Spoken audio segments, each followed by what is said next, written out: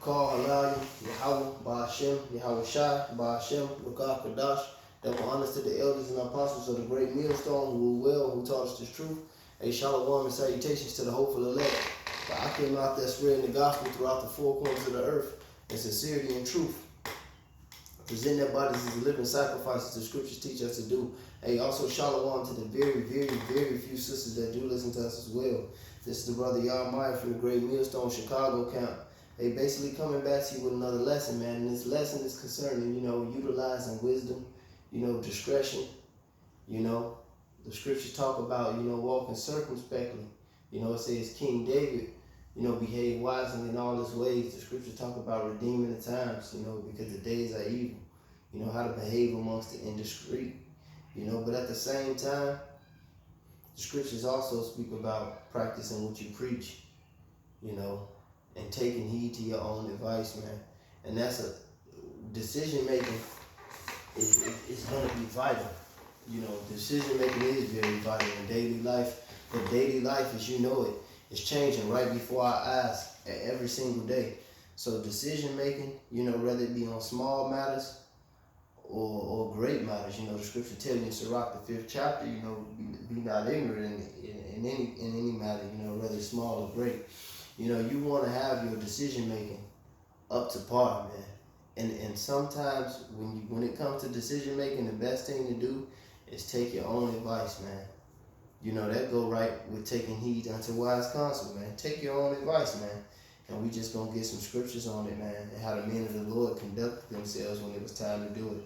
I think I'll start with the Apostle Paul. This is 1 Corinthians 9, in verse 26. It says, "Therefore I run, not as uncertainly, so fight not as one that beateth the air, but I keep under my body and bring it into subjection, lest that by any means, when I have preached to others, I myself should be a castaway." So Paul practiced what he preached. He took his own advice, man, and he witnessed spirit. When you go, up into this chapter, it tells you how he became all things to all men. He utilized wisdom, he utilized discretion, but he let you know right there at the end, I keep my body in subjection. He's not a hypocrite. I practice these things, lest when I preach to others, I myself should be a castaway. Okay? And that's something that, it's something that took the Apostle Paul a long way. If you read the Acts of the Apostles, when you read about the Apostle Paul, and going to the history and things of that matter, if you know the accolades, his accolades in the scriptures, look, that took the Apostle Paul a long way, as many of our other forefathers. This is Sirach or Ecclesiasticus 37 and verse 12. Matter of fact,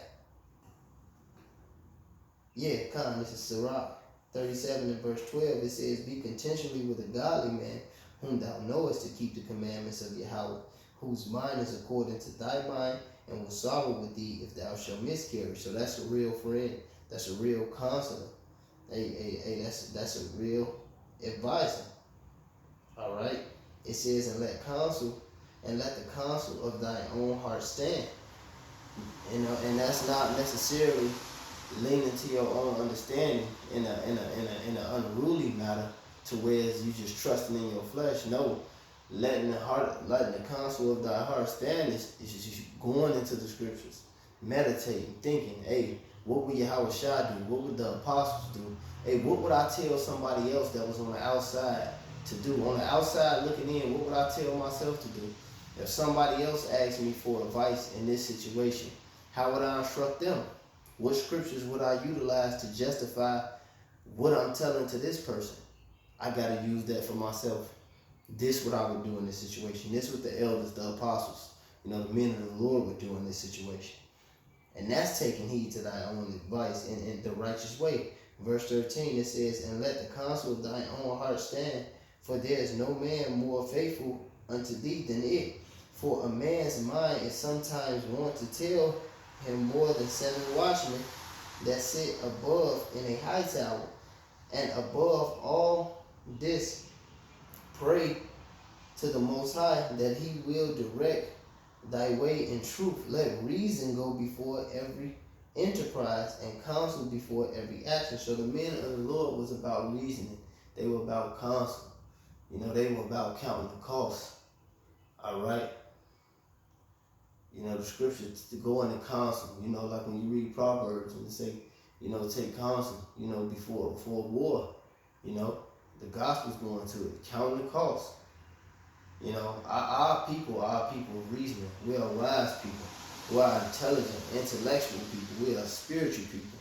You know, we were great, mighty warriors, great priests, great kings. You know, Esau turned us into scumbags, niggas and bitches, and just overly emotional, vacuous, just niggas, man. You know, but before that, hey, we was kings, man. And that's what a king was known to do, was reason, man. All right. Hey, every king in the scriptures had to read a copy of the law, man. That's the law. All right. It said, let reason go before every enterprise and counsel before every action. The countenance is a sign of changing of the heart. 4 manner of things appear, good and evil, life and death. But the tongue ruleth over them continually.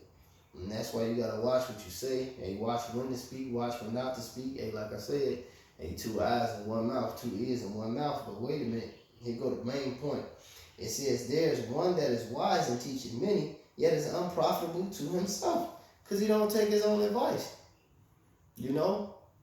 You might see some brother going through a situation with a woman or whatever or some shit like that, and you'll be like, man, don't do that, or don't let this happen or that happen or that happen. What, man, what the hell is wrong with you?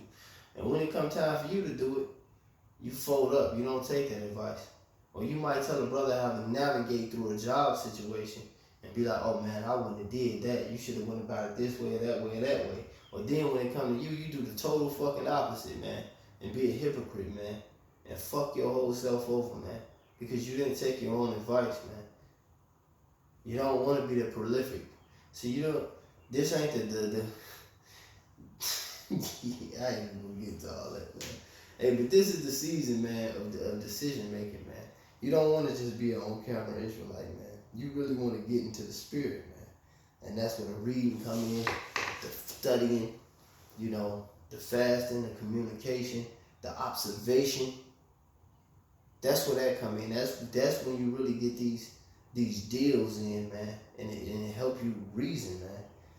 I'm gonna read verse 19 over. It said, there is one that is wise and teacheth many, yet is unprofitable to himself. You don't want to be that guy, man. You know?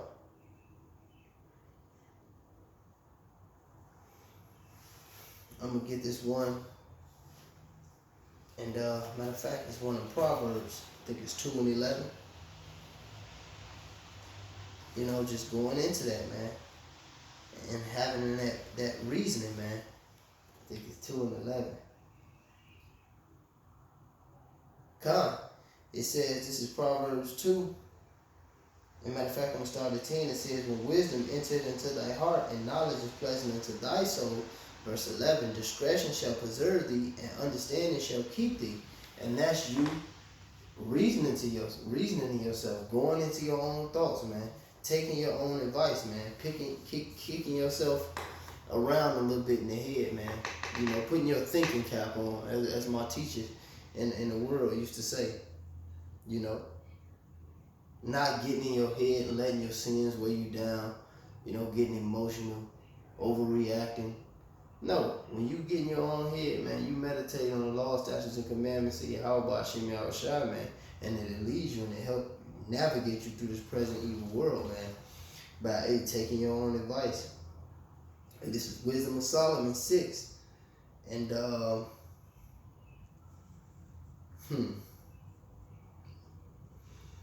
matter of fact, I'm going to read 7, then I'm going to jump to 6, because it's I think it's 7, it's 1 and 7 and 8. When he goes into how he called for riches.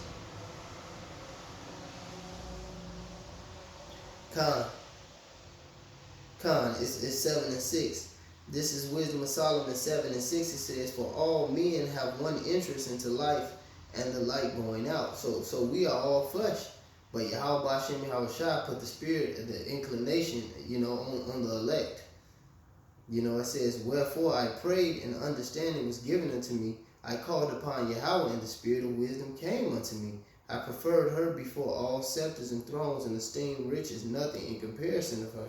So Solomon was going in, man. He said he prayed and understanding was given unto him. Does not the scripture say you receive not because you ask not? You got to ask for this wisdom, man. And you got to apply yourself to get it, man. And go through the shit and take whatever Yahweh Hashem Yahweh Shai exercises you through so that you will have the understanding, the way to go into this knowledge, the way to give the advice, the way to take it, and the way to check yourself with it, man. When you pray for the Lord, man, to give you something, he'll give it to you. This is Wisdom of Solomon 6 and 16. It says, for she goeth about seeking such as are worthy of her, and showeth herself favorably to them in the ways, and meeteth them in every thought. For the very true beginning of her is the desire of discipline, and the care of discipline is love. So you gotta check, amen. It says, and meeteth them in every thought. So you gotta get into your thoughts, man. You gotta get into your reasoning, man. You gotta get into discerning, man, and decision making, and taking your own advice, man. And exercising that, man. But hey, nevertheless, that's all I had to say. It's not really a long lesson. I never try to do that anyway, but I don't want to drag this on. But man, we're coming into the season where it's gonna be Akim gonna be quick, and very. You gotta catch it, man. Wisdom and knowledge shall be the stability of thy times and the strength of thy salvation, as it says in the book of Isaiah, man. Paraphrasing, but hey, with that being said, call Elohim Yahweh Ba'ashem Yahweh Shai Ba'ashem Makakadash. Double honors to the elders and apostles of the great millstone and to the hope for the Lord. Shalom.